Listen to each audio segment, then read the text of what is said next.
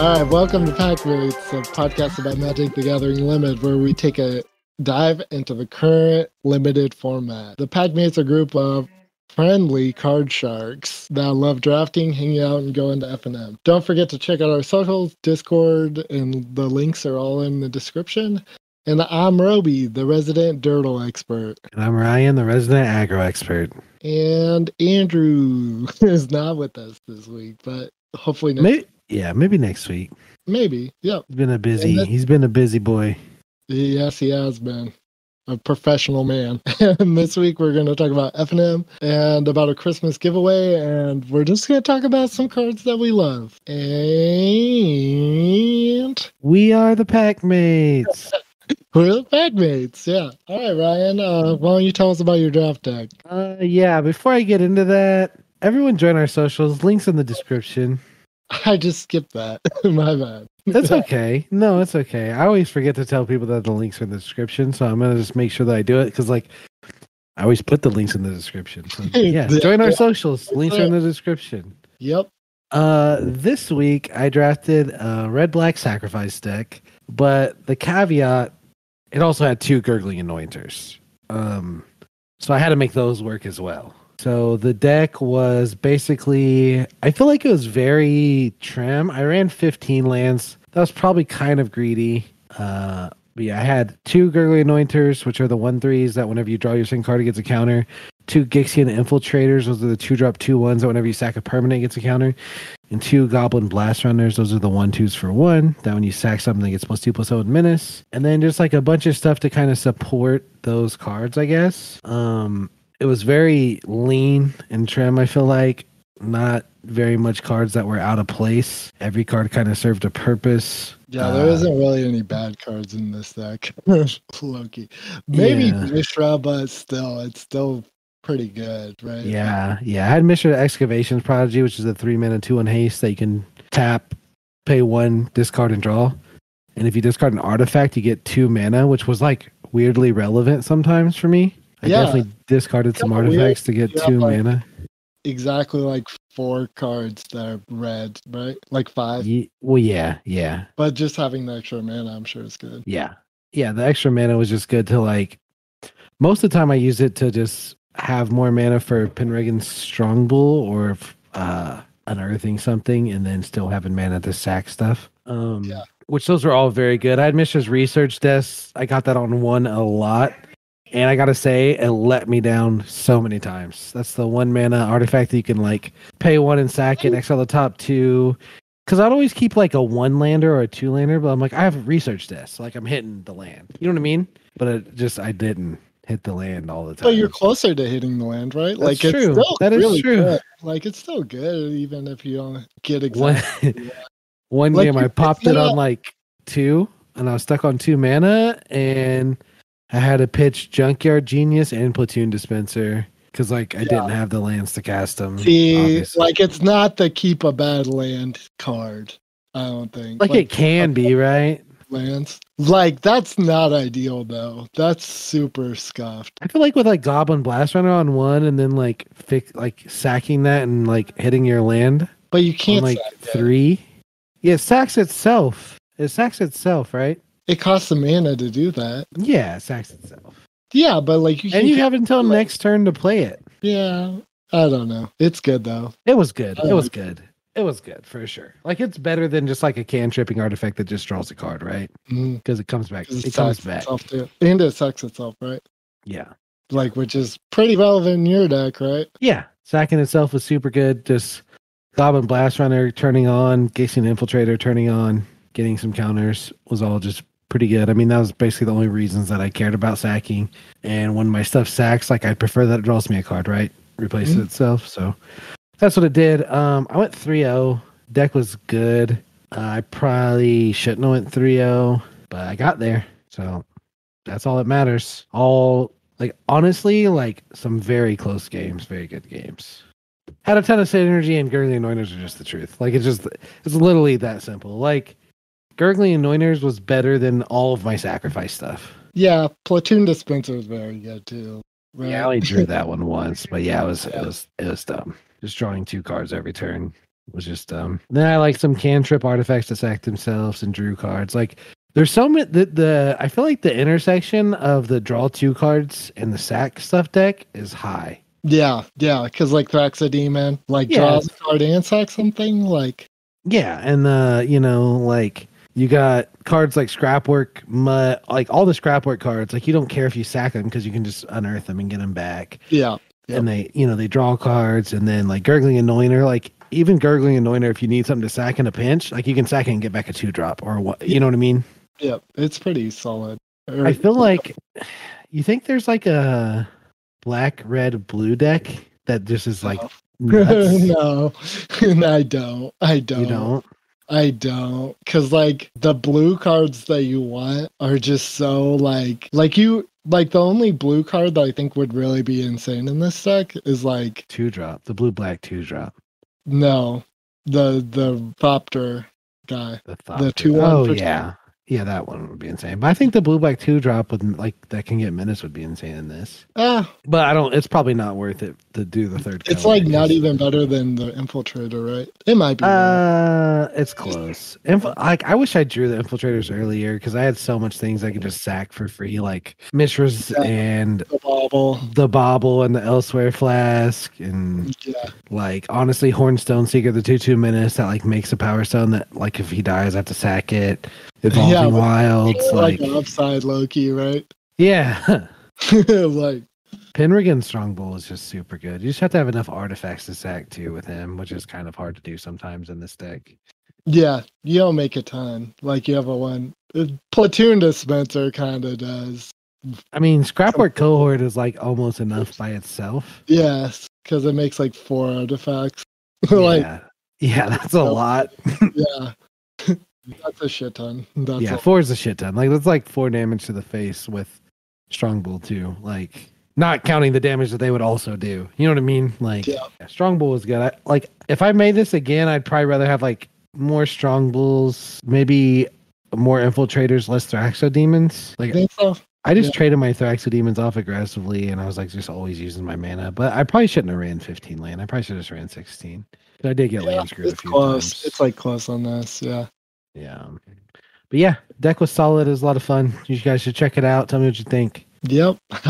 I ended up going 2-1, which sucks. But yeah, I just played red-white. If you played red-white once in the set, you know exactly what my deck looks like. I just have like the normal red-white deck. Got the Vanguard at 4 to give something +2/+0 whenever it enters the battlefield or whenever another creature enters the battlefield, which is disgusting with Cohort, the 4 mana 3/1 that makes the artifact just good. Where's your rare? What rare?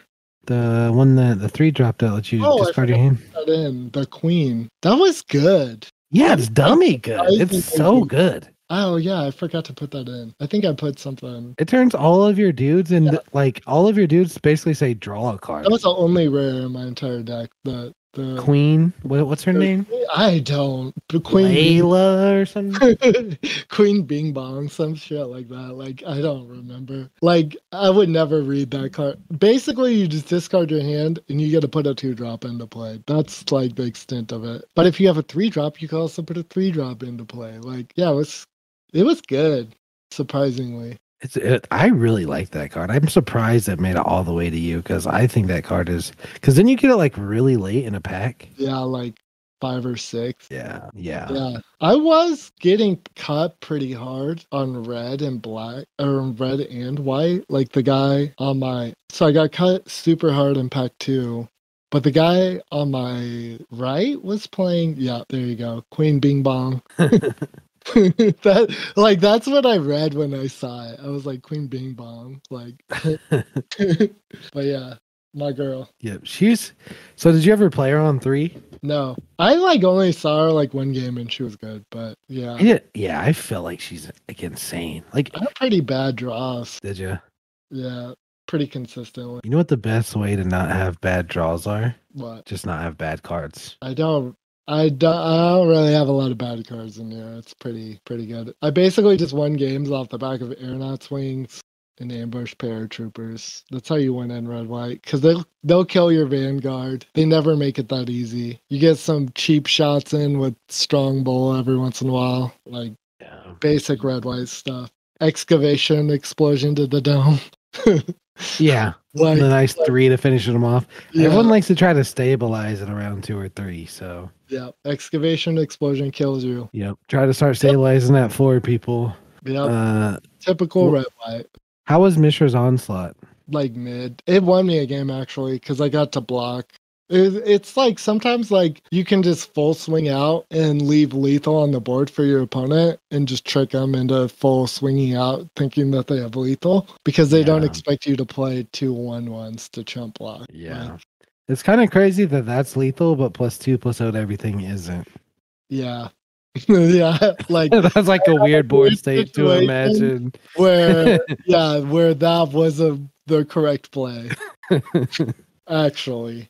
Because usually if you're thinking like, well, if I swing out, then they swing out.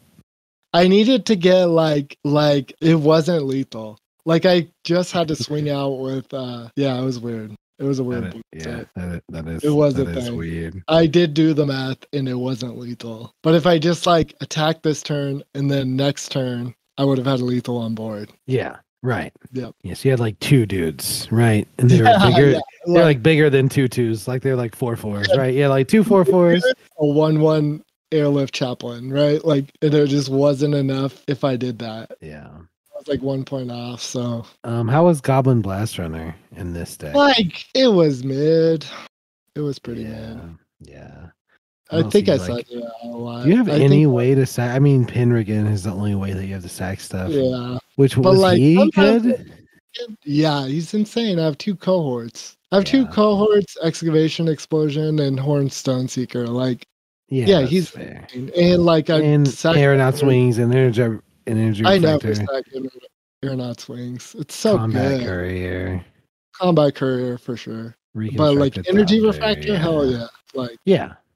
Once you flash black your courier, right? Penrigan just like puts the heat on people. Like just like 2 of those with like 2 random artifacts to sack. Like they're pretty tough to block, right? Yep. I wish Goblin Blast Runner like stack. Yeah, that would be absurd. That would be right. Like it would be. That would be like by far the best card in the set, like the best common in the format if it's stacked. That would be everyone was in red and absurd. White though. Blue was pretty open, but blue was. It wasn't. Blue wasn't as open for me because I think someone between us drafted it. Yeah, it wasn't open enough to like really be good. I don't think, but it was a 10-man pod. I will say. Good old 10-man pod. You know what's great when you have a 10-man pod and you actually table stuff that you need? I tabled stuff. Me too. I got that strike on the table. I tabled a Power Stone Fracture. That's crazy. I got like 8-pick Excavation Explosion. That's insane. Yeah, that like in pack 1, I was like, all right, full send, let's go. Yeah, that's insane. And I tabled a Rager, Scrapwork Rager, which is also insane. Which like turn 3 Gurgling Anointer, turn 4 Scrapwork Rager. That's like pretty good, by the way. Yep, but boring ass white red deck. I'm not gonna miss this deck in this format. I won't. It's boring. Oh, it's not even fun to play. I don't know. There's some nuance to it. My deck was like kind of big brain. I felt like a lot of the time. There's a lot of decisions for sure in all the decks. Yeah. All right. Well, we're doing a Christmas giveaway. We're going to give away 1 foil promo pack from each of the standard sets that were released this year. So Brothers War, Streets of New Capenna, Kamigawa Neon Dynasty, and Dominaria United. And to get into the Christmas giveaway, you need to join the Discord and comment your favorite draft common of all time and why it's your favorite of all time. And there'll be, I think, 3 winners, right? Like I'll send 2 of the foil promo packs to 2 of the winners and then 1 winner. What will they get, Roby? I'm going to make some altered land. 1 of each color. It'll be the emergency 5-color draft pack. Yep. So when you accidentally need 1 of each land. Like whenever your LGS is out of 1 of the basic land types, you just bust it out. Bust out the window Full send. Alternatively, you could just tape them to the side of your Dominaria United box. Yep, it'll be sick. And when you bust that out, you'll have the emergency lance that you need. Yep, for sure. But yeah, so join the Discord. There's a giveaway channel in it. Comment your favorite draft comment of all time and why it's your favorite for a chance to win. We'll give this stuff away. What's a good day for you, Roby? When do we want to decide the winners? Should we like advertise this for 2 weeks maybe, or should we just give it away like next weekend? Probably just next weekend. All right, we'll announce the winners on the 7th in Discord. Saturday, January 7th sometime. So get in this week. Yep, sounds good. Maybe Sunday, probably Saturday. Whenever. We'll see. We're kind of busy sometimes. Amen. And the reason we want you guys to comment your favorite draft comment of all time and why it's your favorite is because that's what we're going to talk about, right? Hell yeah. Yep. Just some cards that we love for the holiday season. It's end of the year. We're doing some reflecting and we're looking back fondly on why we love this game and some of the reasons that made us love this game. All right. So to start us off with this, we decided to just go with the most obvious one. What card is that, Ryan? The Rules Pack Mates. It's what we're named after. Yep. Our draft is actually named. Our Discord is named Sir Rules Draft Mates. Yep, because we love this card so much. Like, what does it do, Roby? It's a 4-mana 3/3 wolf that whenever it enters the battlefield, draw a card, which doesn't seem good, but what actually made it good was for 1 and a green, you could foretell it, which means like on turn 2, you'd pay this for 2 colorless mana upside down. And then the next turn, you could pay it for 2 mana and have a 3/3 for 2 mana. Yeah, this is a working class man's card. You could put this stuff on layaway. You could pay it in installments. Yeah, which made it very good. It was like the highest win rate comment in this set. Yeah, it was a bomb. It was almost class. It was the third highest win rate comment in the set, but we'll get to that. It was very good. It was a very good card. And what set was this from, Ryan? Aldheim, baby. Yep. This really enabled a lot of the degenerate, do nothing 5-color decks with Sir Rules Pack Mate, because it just the creatures in the set weren't that big. Yeah, a 3/3 draw a card on 3 is better than almost anything else you could do by turn 3. Yeah, it was so good. Even though it took up your turn 2 and 3, it wasn't that big of a drawback in this set. And if you had better stuff to do, you could just play it on 4 and it was still fine. Yeah. Yep. Yeah, or you could play a 2-drop and foretell it on 4, and then play a 3-drop and play it on 5. It was just so flexible. You just foretell it, and then when you need to play a 3/3 for 2 that draws you a card later, you just can. And it was great. This card single-handedly made Disdainful Stroke playable.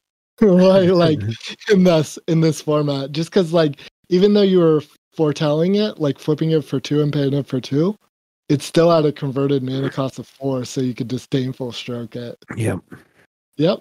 Timeless classic. Sir Rules Pack Mate. Any card that says draw a card and is a body, you got to make sure, you got to look at it because it's probably going to be good. Yeah, this one was different than that though.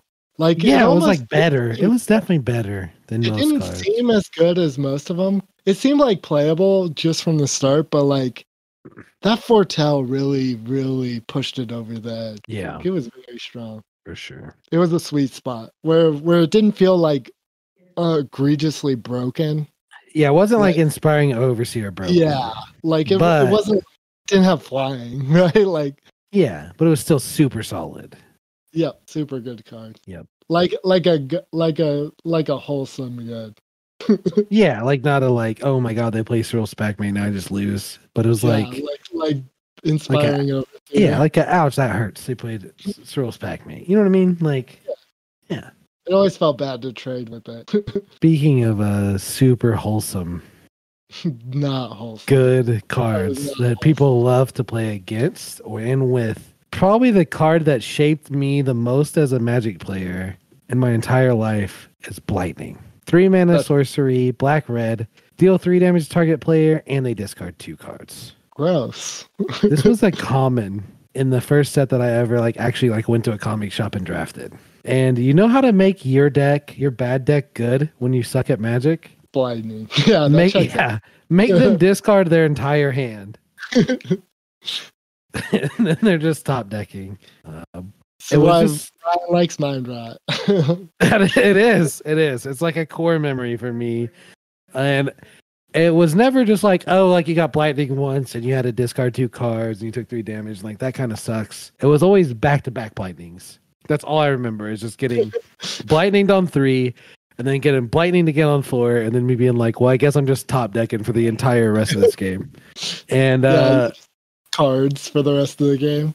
Yeah, like it was so good. And you know, now that I'm a little bit older and wiser, like I understand that there's cards you can put in your deck to like help if that's like a thing in the format, right? Like you can just put like combat couriers in your deck if that happens, right? Like they can help you recover from getting double Blightning. You know what I mean?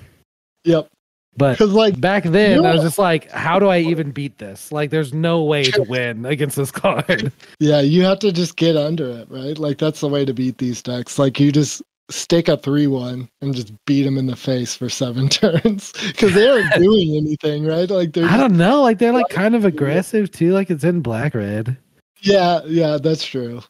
I never played this format. Yeah, I think I played against it in M25, but it was uncommon at that point. Yeah, I don't remember much about, when I first started drafting besides getting my ass whipped all the time. Number 1, just like losing at drafts, like constantly. And we used to rare draft and I would, open good things and other people would get them, which, that's how you learn to get good at Magic. You get your Jace, the Mind Sculptor, taken from you. And that makes you think, well, I never want that to happen again. And getting Blightninged over and over and over again. And that's how I learned how to play. This is like the spanking your kids argument because you got spanked. But like, I don't know. Yeah. I'm like the bane of Magic players, right? I was forged in the darkness. Some boomers speak a little bit, but yeah. Boomers' perspectives are still a perspective. This is when I was getting bodied by boomers left and right. Yeah. Right? Yeah. Blightning is a boomer card. like But yeah, so the lessons I learned from Blightning are that 3-mana discard 2 cards can be pretty good, but they got to do a little something extra, I feel like. You know what I mean? Like Mind Rot's not really playable, right? Just like plain old Mind Rot, 3 mana, they discard 2. Like Aggressive Sabotage, that was playable. 4 mana. The fact that they push us up to uncommon just for drafting M25. Yeah. Like really kind of showed you how busted it was. Yeah. I'm sure it was just egregiously broken in the format it came out in. What set was it originally from? Like Shards of Alara, I think. Oh man. Yeah. But back then, drafting was so different because you would draft blocks. You wouldn't just draft like the one set. Yeah. I do remember block drafting. Yeah. Surprisingly. Which it was cool. Like it definitely made it like way different. Like I kind of wish we did like some pack drafting and then some like kind of block drafting still. But I mean, I do like the set drafting too. Like they're doing a good job. I do like that too. But yeah, the blocks was always kind of neat, but it was way less consistent. Yeah, I liked it once they started reprinting some of the cards in both packs to make it more consistent. Like they did that with the Ixalan. Yeah. But so the lesson with Blightning is cards like Aggressive Sabotage and No Way Out were really good in their formats. No Way Out was the 3 mana, they discard 2 and you make a 2/2 zombie with Decayed. But then other cards that they discard 2 that like kind of did nothing else but look like they did something else were like bad, right? Like Kaido's Pursuit, where it gives your ninjas and rogues menace after they discard 2. Like, who cares? Because you want to play it on 3, right? Yeah. And Skull Raid, like you draw cards equal to the difference, that also was bad. Skull Raid was kind of Skull Raid was almost okay. Yeah, if Skull Raid had costed actually 3, it would have been good. It would have been fine. Well, it had like the Cyril's Packmate thing too. Like I've seen some foul Skull Raid decks. Like I've definitely lost. Of all of these, other than No Way Out and Aggressive Sabotage, I'd probably have Skull Raid in 3 because it did some egregious things. Yeah, Skull Raid's probably the third best card here for sure, but I still think it was kind of like on that borderline of like playable and not playable. It wasn't super playable, like Blightning. Yeah, Blightning, like you just play when you only have one of, and that feels fine. But like if you have like 4 Blightnings, it's like absurd. That sounds obscene. If you've never in your career of playing Magic had a chance to draft like 4 Mind Rots or like 4 Aggressive Sabotages or there's 4 like No Way Outs, like just do it once. There's like a time and place in every set to do that. I think. Yeah, people disrespect it and they start going mega late, and then you're just like, "Yep, pick them all up and like just play Magic." I did it in Dominaria United with Aggressive Sabotage, and it was foul. Yeah, Like, yeah, because people didn't respect it, and you got like every copy you literally wanted, right? 3. Yeah, I remember us talking to you about that deck and asking if it was like the biggest crutch ever. Yeah, it was. Yeah, it's like a huge sometimes crutch. people have good cards. Yeah, getting rid of your opponent's good cards is good enough, right? Like, yeah. When you look around and you think like, man, there's a lot of people here better than me at drafting, but I still want to win. Yeah, punish them. Yeah. And they're so easy to play too. Like they aren't even like instant speed. You just jam them on sorcery. Like there's not a lot of decisions to them. You just jam them always. Yep, you play them, and then your opponent's like, "Oh God, what 2 cards do I discard?" The first one, and they like think for like 30 seconds. They're like, "Oh God, what cards do I discard?" You hit them with that second one, and you just watch their face. It's fantastic. Like, oh my God. Give a deep breath. They're like, by the time you play the second one, they're like, which one card do I want to keep? Right? Yeah, I love it. Love it. Great card. So if you ever do anything and there's a Blightning there, probably take it. All right. What do you got, Robi? All right. This one is one of my favorite cards of all time. I have very close to my heart, Marley Friday. It's 1 and a green for Elf Knight, which was relevant in the format that it came out. Relevant. Were elves relevant? No. Yeah, there was a little bit of elf stuff. There's that green black elf. Not really. The real thing was that it wasn't a creature. It wasn't a human. It was a non-human creature, and there was a lot of non-human creature payoffs. You're right. And it was a 3/1 for 2 that said, sacrifice a food, which was a token you would get. Target creature blocks Marley Friday this turn of Fable. And I love everything about this card. It's a 3/1 for 2, which I love. It was tricky, because you could suicide it into stuff. And if you were good enough and you had the deck right, you could suicide it into stuff and let it live. Yeah, and save it. Specifically out Muscle, which was a 4-mana sorcery that puts it was a fight spell that put a 1/1 counter on something. And if you had paid 3 green mana on it, it made that thing indestructible too. So there were turns where you got to kill 3 things with your Marley Fighters. It was so good. I loved it. And it's a long-haired dude on a fox, and you better believe if I was able to, I would ride foxes. I love everything about it. It's the most vegan Magic card ever. He's got whips though. He's not whipping the fox though. He's just whipping the birds around him. Yeah, whatever. He's chill. He won with nature. Love him. Yeah. I don't know, man. Good aesthetic too. Yeah. Love it. I would first pick this card. That's kind of crazy. I would first I won so many drafts. This card specifically, Marley Fighter, is probably the most damage I've ever dealt with a common over the course of a set. I would just take this card all the time.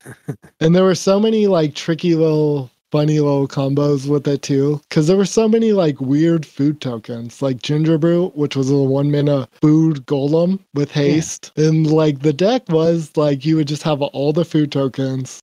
Your removal spells made food tokens, like Bake into a Pie, which was a 4-mana double black, 2 green. 2 colorless. Destroy target creature, create a food token. There were what are they called? Adventures. Yeah. that made food Adventures were tokens. so good. Yeah.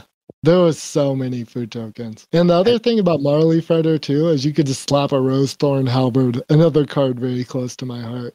That card is garbage. I loved it. You have no idea how many people I've salted up with some Rose Thorn Halberds, just slapping them on Marley Fighters, Ginger Brews. That was basically the whole deck. It was a one green mana for equipment that gives something +2/+1. It costs 5 to equip, but whenever it entered the battlefield, you could attach it to target non-human creature you control, which was Marley Fighter most of the time. Marley Fighter and Ginger Brew. Like, it was so good. Man. So good. Do you know how many? Rosethorn Halberd was like the deck, like the Rosethorn Halberd deck was like the deck that you didn't want to play, but it never took it home. Like, it never won the whole tournament. Like, you didn't want to run into it because, like, yeah, because like the turn sequence was usually like turn 1 Ginger Brute, swing in for 1, and then your opponent's like whatever, does whatever, literally anything. Yeah. Turn 2, nothing probably. Turn 2, Rose Thorn Halberd, swing for 5. Yeah. like that's usually how that went. Like it was so like, stupid. Yeah, if they answered it, you just lost because like you just play like 3 cards that like do nothing else, right? Yeah, if they like didn't answer it, you just win for free. It was like kind of fair too, just because like if you had an answer, you could usually deal with it. But like if you didn't have removal, you were dead. Because like the next turn they could make their Rose Thorn, their Ginger Brew unblockable for 1 mana. Like it was so good.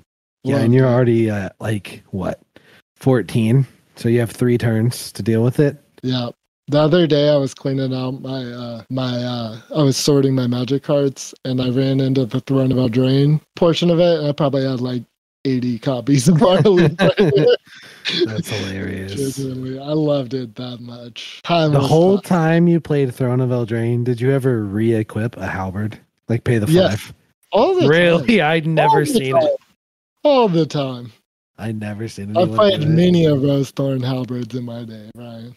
I played lots of Throne, and I'd never seen anyone re-equip it after getting blown out. Sometimes, like, you get blown out and you top deck your Ginger Brew, and you have, like, 9 trillion mana. You're just like, okay, I win now. I win because you can't block my Ginger Brew, and I have a Rose Thorn halberd now. Yep. That's fun. Yeah, so good. So good. Such a fair, friendly Magic card, too. Yeah, like playing. Yeah. What's your next one? I feel like your next one's not going to be as friendly as a Marley Fighter. Oh, Marley Fighter was not friendly. It was like a 2 mana 3/1 that cracked you for it was basically like Blightning, right? Like worst case scenario, like 3 mana, 2 mana 3/1 that you swing for 3 and they just take it because they haven't played anything yet, right? Yeah. And then you like sack a food token to get like their 3/3 into something. It's like a 2-for-1, like Blightning, kind of. Yeah. Beautiful, but nicer, friendlier, more vegan. More ways to like not get Blightning. More ways to like, because like they can always sack the food token, and then you just like kill it, right? Yeah, way less edgy, right? The art. Yeah. Yeah. Well, yeah. It just looks more friendly, but it's not. It's still foul. Classic. Okay, so my next favorite card is when I started redrafting after like during the pandemic, probably still, but it was right. I think it was actually like right before the pandemic. Actually, Kaldheim. Yep, I'm pretty sure. We need a fact checker on that one. But anyway, I know for a fact, right? Because like we drafted that on my birthday, and you brought your March of 2020, right? Yeah, and that was right before everything got super broke down. Okay, yeah, that's fair. It was like 2 weeks before the pandemic, before lockdown. But my card is Run Amok. This is a 2 mana instant. Target attacking creature gets +3/+3 and gains trample until end of turn. So the thing that I'll always remember about Kaldheim is I hadn't been drafting for like a while. I feel like Kaldheim was like one of the sets I came back in for. Like I started coming in person. If it might have been the first set that I started coming in person for. Or maybe like the second, like maybe I got the tail end of another set and came back. You know what I'm saying? But I remember being there for Kaldheim and everyone used to always just like, it was like a running joke how bad Boros was in the shop that we played. I knew it was. People knew it was good, but like even though you knew it was good, you would never draft it because you were drafting like snow shit. Because it's not fun. Like, it's fun. It wasn't as fun for me. But the run amok version of the Boros aggro deck, I only got like the nuts version of it like one night because like they just disrespected it so much that like I just got like every Boros card I ever wanted. And I played like a run amok version, and I feel like I won every game before turn 5. Like it was just like insanity. It was a very fast deck. How tuned it was. And like everyone was just like, oh well, I guess Boros like might be a thing. And I can proceed to do it for like 3 more weeks before anyone started drafting it. Like slightly different, maybe not the run amok version every way. There were like a couple versions or variations of the Boros deck in Kaldheim. The run amok deck was like a thing though. Like there was like the run amok Boros deck for sure. Yeah, and it was disgusting.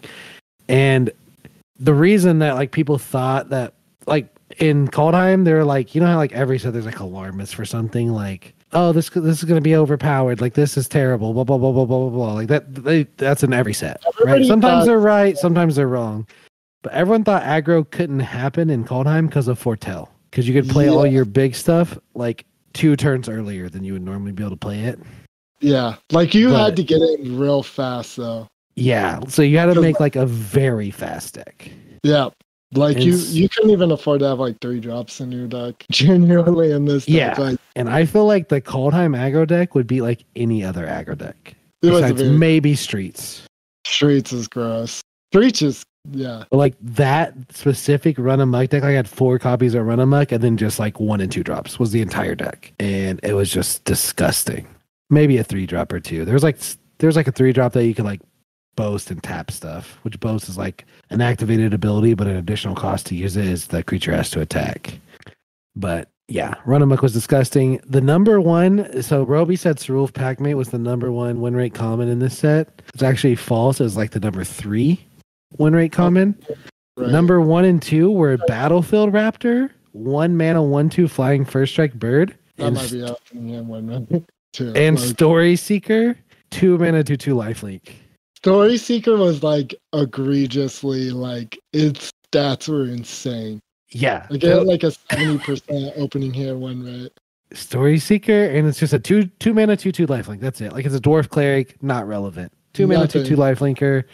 That's literally it. And it was busted. Ironically, like relevant. That was a thing.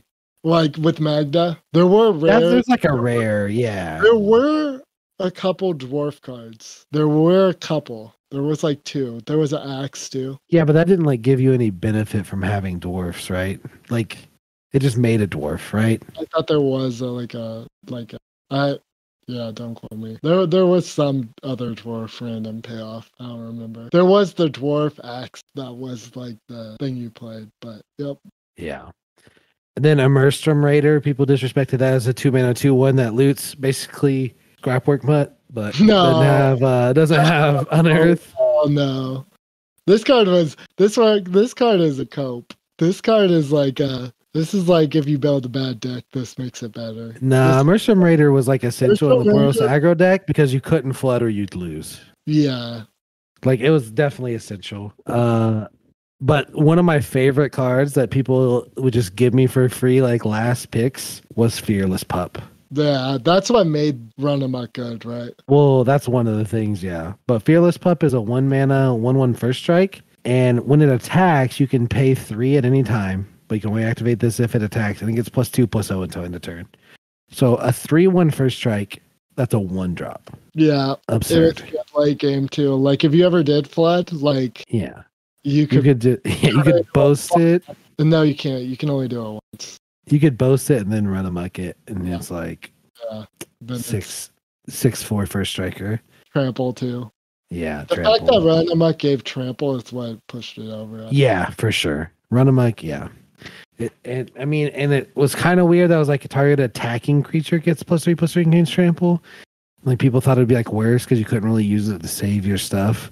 But you were literally never blocking in Boros. You couldn't. You were not blocking. You would lose. Like, yeah. Like it was so like glass cannon for sure. Yeah. Like this deck was like had to be so fast because like everything else was so powerful too. Yep. I think like especially like the snow stuff.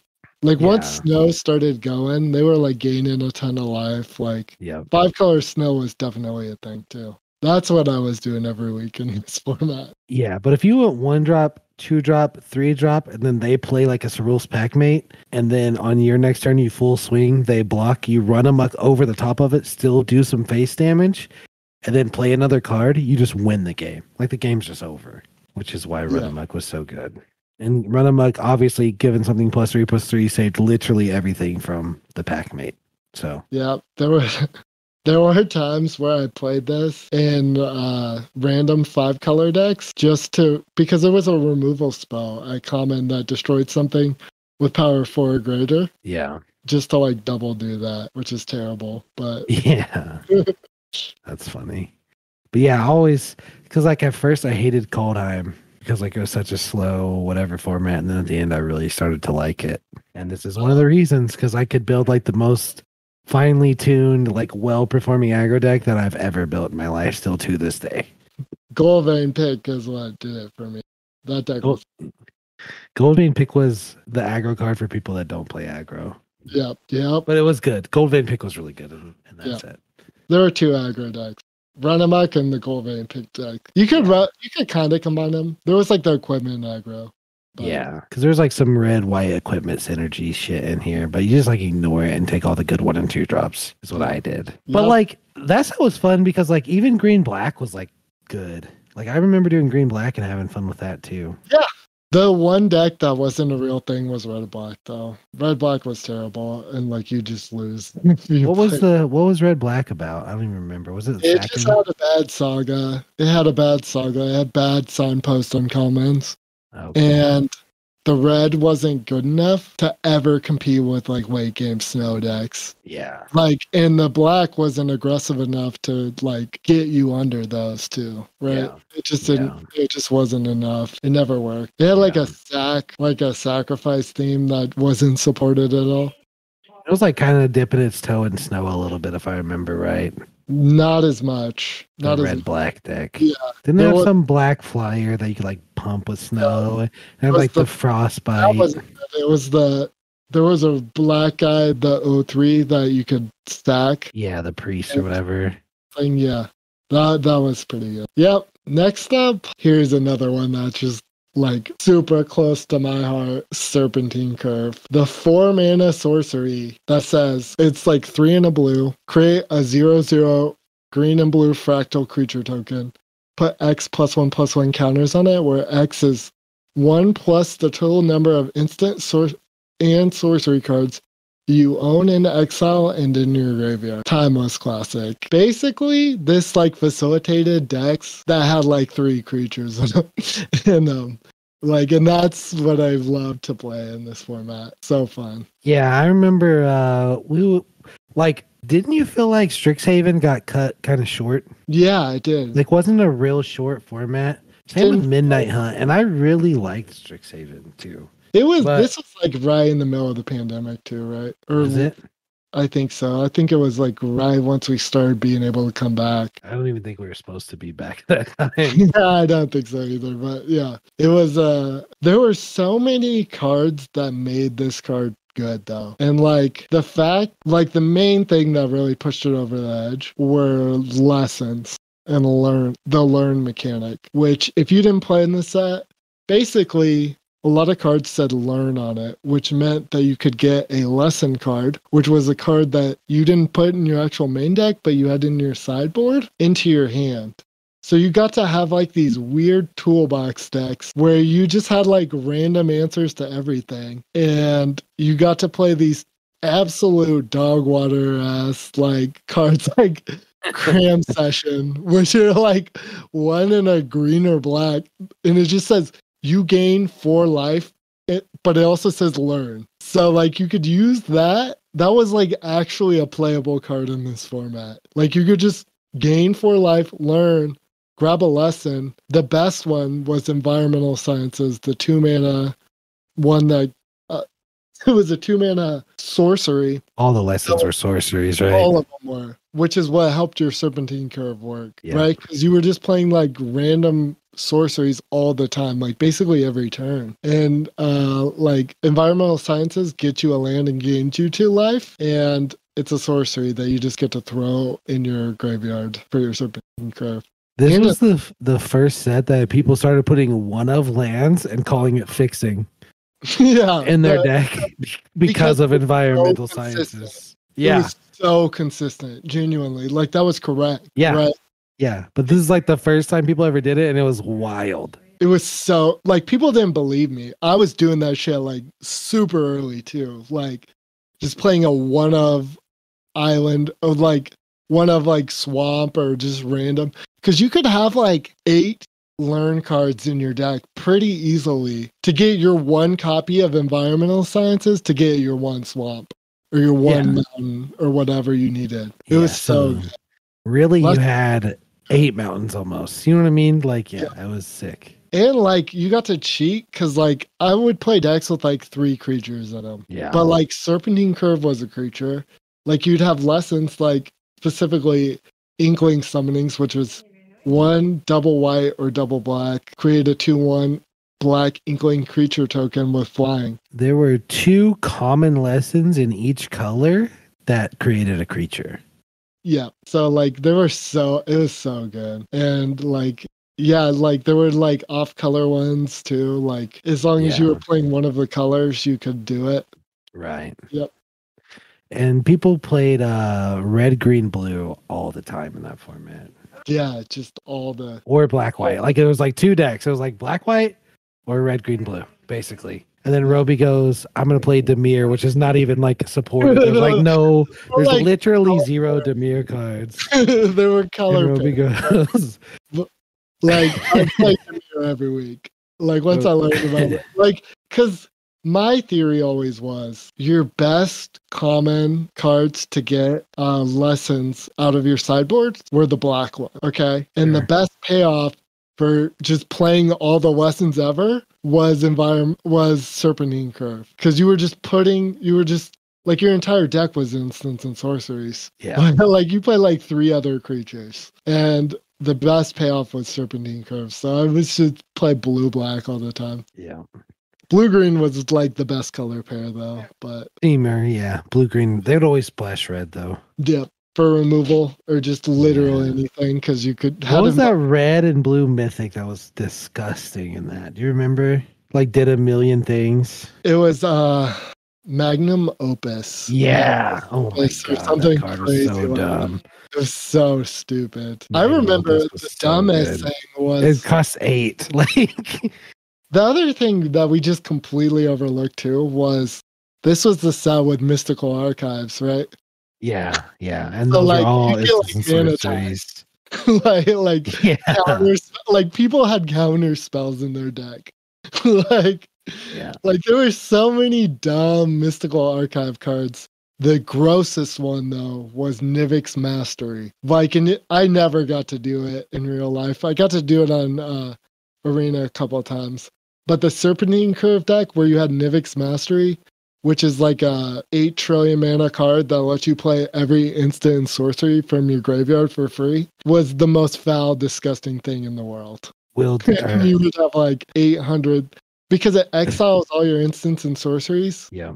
And then you get to play Serpentine Curve if it's in your graveyard, right? Yeah. It's so good. Someone did that to me like early in the format, and I was like, oh my god. Yeah, we also just brushed over the fact that most of the time your Serpentine Curve was like a 10-10 or 4. Yeah. like there was like a real easy way to get it back, wasn't there? Like I remember people just getting it back all the time. There was like there was a couple creatures that would bring it back from your graveyard. Yeah. Like I think there was a red guy that did that. Yeah, that sounds right.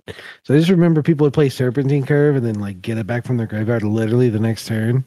And just play it again. Do it again. It's like, oh my god, that's like 2 10-10s. Yeah. It was usually like a 10-10. Every summit you ever saw, like, because there were so many, like you were playing so many instants and sorceries in this set. Yeah. But yeah, love it. Fun times. Yep. So what do you have next, Ryan? I have Imperial Oath. This is a 5. This is from Streets. This is from this year, a little bit more recent, 5 mana and a white, so 6 total for a sorcery that makes 3 2/2 white samurai creature tokens with vigilance and scry 3. This is a card that I would literally felt like a youth pastor, and I would come every week trying to just tell everyone how good it was, and they already knew how good it was, but I would still just talk about it. It was such a pickable card for sure. Oh yeah, 100% of the time. It was so good that if you ever got it past you beyond pick 2 or 3, you just knew you were gonna win the draft. Full send into this color. Yeah, you're just doing it. You don't even need to full send. You just you splashed it. You're splashing in everything besides the most tuned aggressive decks, which were really existent in Kamigawa. I mean, they obviously there were sometimes, but it wasn't as common as most other formats. This was one we really had to learn about too. Yeah, because in the beginning, first glance looks bad. Yeah, it seems terrible, right? Yeah, 6 mana, you get a 6/6 basically, but you don't. You just get 6/6. You get 3 2/2s, and they have vigilance, and you get to scry 3. The scry 3 was huge. Without the scry 3, this card would have not been good because you just chained them, right? I remember I posted a draft deck in the Discord one time that was 7 Imperial Oaths, and it was the grossest deck I think I've ever played. I went 7-0 with it. It was so gross. That's how good Imperial Oath is. You can literally play infinite, and you're just gonna win. Yeah, I've had 7 6-drops in my deck. And still went 7 wins with it. It was gross. Why was it good though, Ryan? Why 3 2/2s do it? 6 of them. 6 of them. We found the deck. We found the deck in the Discord. Ryan, I'm so glad you found that. Oh yeah. What was it? I didn't even go into white till I started seeing all of them. But yeah, so good. Why did I even have a Rugged Highlands in that deck? I think I just wanted the life gain because these were the life gain lands, right? I think I literally just put that in my deck for the life gain. Oh, that's funny. I knew that extra 1 point of life was going to get me there to cast my 6 Imperial out. Yeah, this is why we always need to post our trophy decks in the Discord. Oh man, I'm so glad you found that. Fact check. It was only 6 Imperial Oaths, not 7. My bad, guys. Oh gosh, but yeah, and the other reason that I loved Imperial Oath is because with our play group, I noticed that no one was taking some certain cards, most notably Ambitious Assault and Peerless Samurai. And Ambitious Assault is 3 mana, creatures you control get +2/+0 to end the turn. And if you control a modified creature, draw a card. That's unimportant because Ambitious Assault just ends you the game. So creatures you just Trumpet Blast, right? +2/+0 to everything and draw instant for 3. And then also Peerless Samurai was not being played, and that's a 2/3 menace. And whenever a samurai or warrior you control attacks alone, the next spell you cast this turn costs 1 less to cast. You know what's better than a 6 mana Imperial Oath? A 5 mana Imperial Oath. Hardly. It's significantly better. And you know what's even better than a 5 mana Imperial Oath? A 4 mana Imperial Oath. Because Peerless Samurais were literally free and you could have as many as you wanted. Yeah. Because the card was bad, but Imperial Oath was good, so actually nobody played Ambitious Assault or Peerless Samurai. Literally no one. The last cards in every pack. Yeah. Because they're bad. But so sometimes you can make bad cards work, right? Yeah. And then I went to a Magic Fest in Dallas and I drafted this in an on-demand draft, and I just wrecked everyone with Boros Go Wide, which wasn't even a real deck. It was Robi with the Dimir. Yeah. Terrible. Yeah. Not a real thing, but good enough to just wreck people. And I think I only did 1 week when we were drafted together, and I think I did pretty well then. I might have won. I'm not sure though. I think maybe I lost 1 game, but yeah. super fun. I did it online a lot and just got max like 7 wins all the time. So Quick draft, that was free, right? Like yeah, quick draft, it was like super free for a while. Seemed like the last time it came back in quick draft, it wasn't. Yeah, for a while in quick draft, like you would get 6 Imperials. yeah, yeah. because people are still sleeping on it. There was a time in real draft where you could have gotten like at least like 4 or 5. Yeah, Because like it took quite a while. It took a long time for it to catch on. yeah. After a month, I was pretty savvy to it. Like I was like first picking them, but yeah, Kamigawa, another amazing set. Yeah, it was great. It was great. What do you got, Roby? All right, next up for my last, and this one's also super close to my heart. Shipwreck Sifters. It's 1 in a blue for a 1/2. It's a spirit, which was super hyper relevant in this format. Whenever it enters the battlefield, draw a card, then discard a card. Whenever you discard a spirit card or a card with disturb, put a +1/+1 counter on Shipwreck Sifter. This is like one of the cards that I felt like I discovered by myself, where like I was just like, huh. Because I remember this was the first time where me and Ryan reviewed a set where I reviewed it with Ryan. He always did this, but he would go through and like rate every card on the spreadsheet, and everyone gave this card like a F. like super unplayable. It's a 1/2 for 2. You have to discard a card. Like it just never seemed good. Yeah. And so like after a while, like I saw that I would get them like very, very late, like 9th, 10th, 11th pick. Like even last pick, because like nobody really knew anything about it. And the thing is with this card, like once you start getting multiples of it, it gets obscenely, obscenely good. like very, very strong. And all these, there was so much support for it. Like so many of these commons and uncommons that had like disturb, which you wanted them in your graveyard so that way you could bring it back. Like this card was so good in the format. Like imagine Unearth, but instead of coming back, it stays like, for a turn with haste. It stays forever, and now it has flying.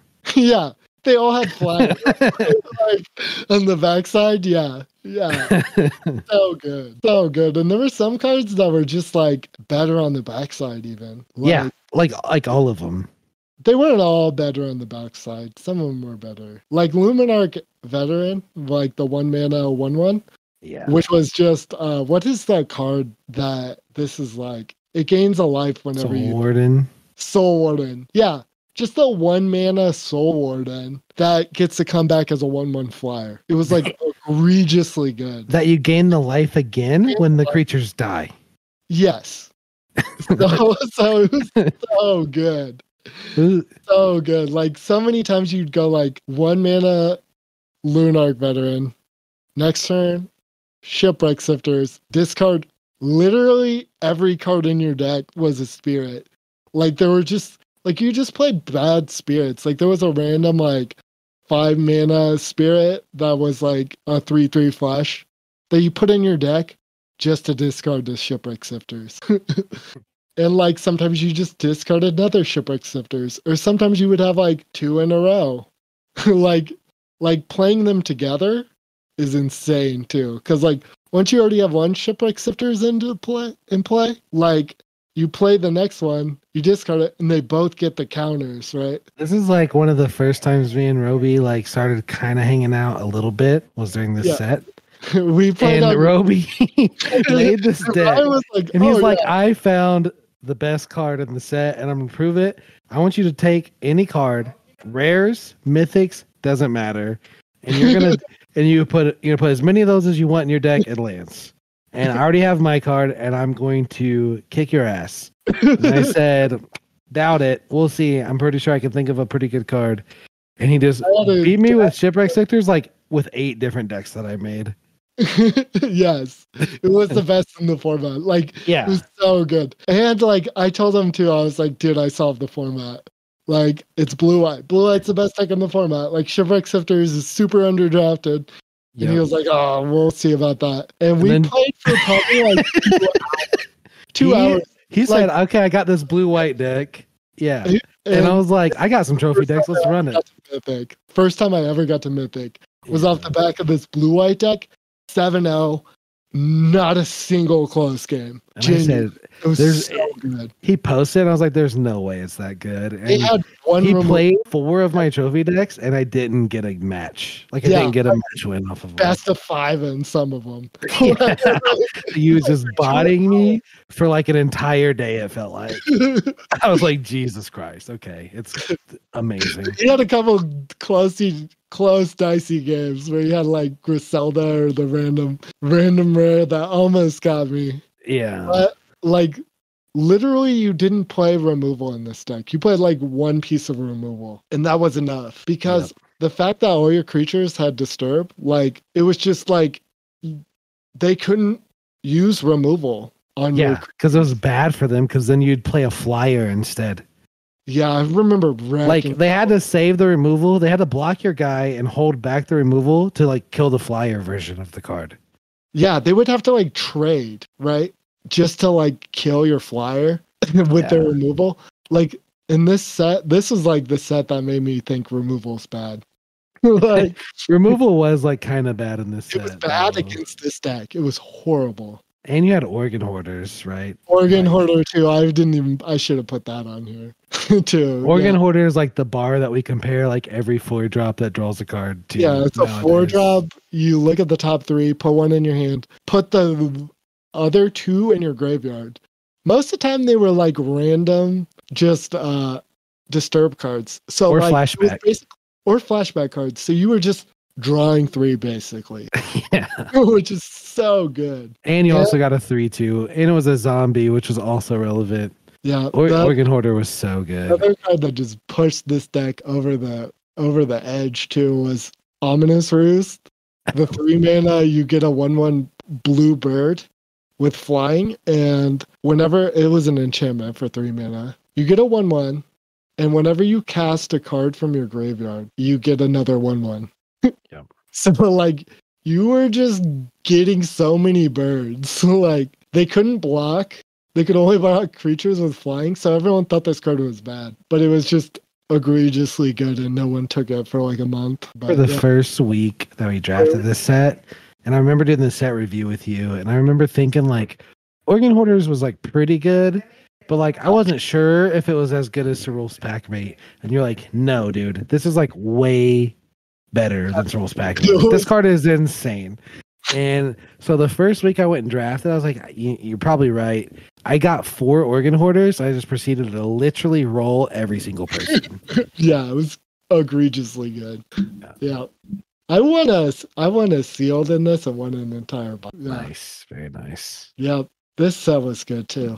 Yeah, Midnight Hunt was one of my favorites. Yeah, Shipwreck Sifters, timeless classic. Scab Wrangler, I called that too. Oh, that card was so good. I didn't think that was as good, but yep. Yeah, it was really good in the Ominous Roost deck where you had like 800 birds.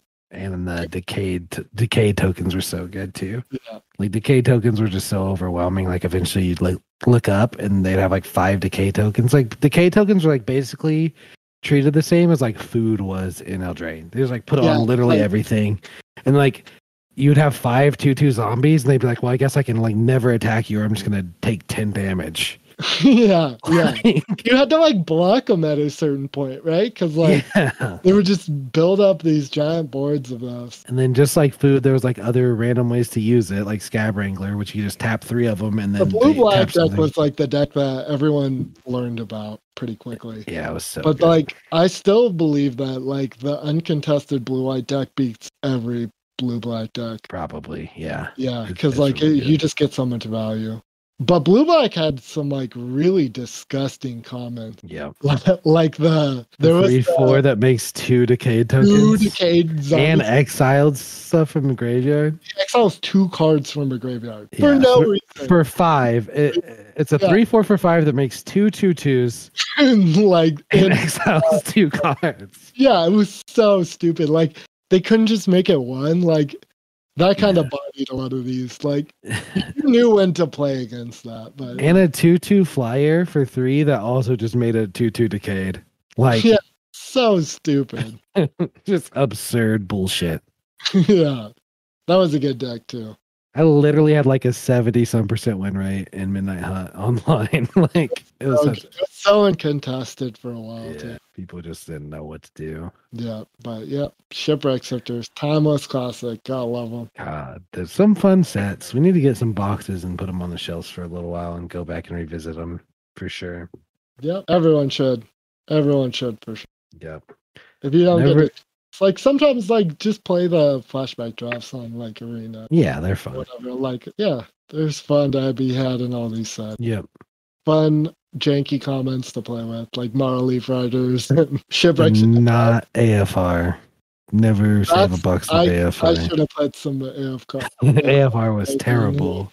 Andrew would have put some Crimson Vow stuff. Yeah. Andrew would have put some street stuff, and it would be like, what are you even talking about, dude? Those sets sucked. I couldn't think of a comment from AFR other than Deadly Dispute. Or Threaten, whatever it was, like gain control. Oh, Price of Loyalty for 3 mana. Oh my gosh. It was a 3 mana Threaten that like Sepulture Ghoul. It gave something +2/+2. Or +2/+0, I think. And then you just had like all sorts of common sack outlets that just like egregiously good ones, like Deadly Dispute. Like there was like a 5 mana common where you 5 mana combo at common where you'd steal their creature, attack them with it for like 2 extra damage, and then sacrifice it to draw 2 cards and make a treasure. Which is so stupid. Or Sepulture Ghoul. Yeah. 2 mana, 2/1. That you can sack another creature and he gets +2/+2 until the turn. Into 2/2, 2/1. Yeah. And then if they did anything on 3, you steal it, attack them with it, and then kill it. Yep. All for 3 mana. So good. Sepulture Ghoul is insane. I remember seeing that card and thinking, this is absolutely absurd. Yeah, if you didn't play FR, basically the only viable deck was Red Black. And like there would legitimately be like 5 people in a pod drafting Red Black out of 8. Those were your top 5. Like, yeah. Every once in a while, somebody would sneak away with like just the most uncontested random deck, but full of rares and mythics. Like, yeah, like and they barely get there. we passed rares and mythics for commons that made treasure tokens that weren't even good. like you'd take Threaten over like a random white, green, or blue rare. It had like a 75% win rate opening hand. Like it was so gross. Like that deck just had like 62 or 63% win rate, and like the next closest thing was like 52%.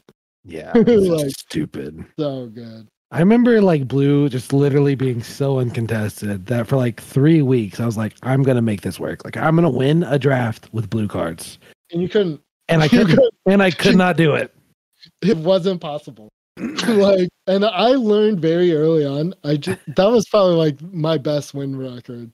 Yeah, I think it was. I became a master of AFR for sure. Like I've grinded all the way to Mythic and Midnight Hunt because I was already in like Diamond 3, and because of AFR, I was just farming AFR. Like so fun. I loved just playing Red Black every week because like you would have Red Black decks that just had every color of card because of the treasure tokens. Yeah. Like I would just play like Blue Dragon, which was like a double blue card. Like if you ever did see a good blue card, you could just jam it in your Red Black deck. It was insane. It was so fun. Yep. But that's all we got. I think we got one thing left. No, I think that's all we got, right? I think there's one thing left. I did go 3-0 this week, right?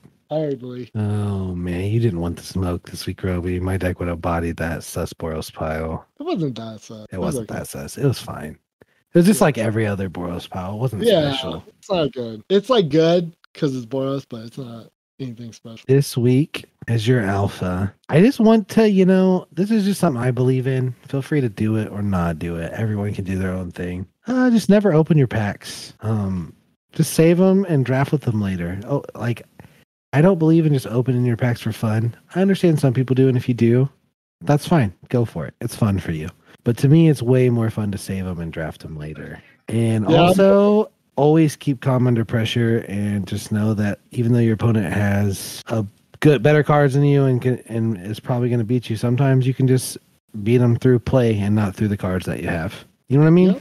Yep. So, Yep, I do that a lot. yeah. So you just sit there sweating, staring them down, making them think you got the answer when really Don't you don't. sweat. You're holding the Don't lands. sweat. Don't want to sweat. You don't want to sweat. You don't want to be dripping sweat, but like that's how you feel on the inside, right? Yeah, for sure.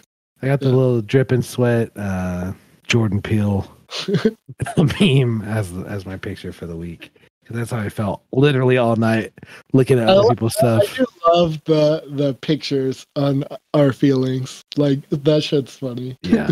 Yep. Just I open packs. Packs. A lot of people do, and it's fun. My strategy is I save them for whenever I have a bad day, and winning Magic cards sometimes just makes me feel better. Yeah, and my strategy is I save them, and then every once in a while I go to Magic Fest and I'll sell a huge stack of them for like $500. Yeah, and that makes me feel better. So yeah, I guess at the end of the day, just use your packs however you want. You know, because they're your packs. Mm-hmm. I like to open the ones I win. Right? Yeah, it feels like an accomplishment. Yeah, I like to save them up and see how many I can get as like little trophies. Yeah, until I sell them all. So boring. That's like so boring to me, right? But it's like, you remember that stack I had? Like that was kind of dope to just look at, right? Like I just had like a BCW box entirely like filled with prize packs. Yeah, I just had like the most ridiculous trade binder of just so many random picks that I opened and packed. Like, because those promo packs have some real stuff. I remember bringing the promo packs to a booth and one dude being like, I don't know if I can buy that, but can I like take a picture of it? I was like, sure. It was like a vendor that sells Magic cards like as his job. So that felt kind of neat. There was a point in time where those had shocklands in them too. Yeah. Like, yeah. Oh, yeah. Yep. But that's all we got this week. Yep. Thanks for tuning in. We'll catch y'all boys on the flippity flop. Bye.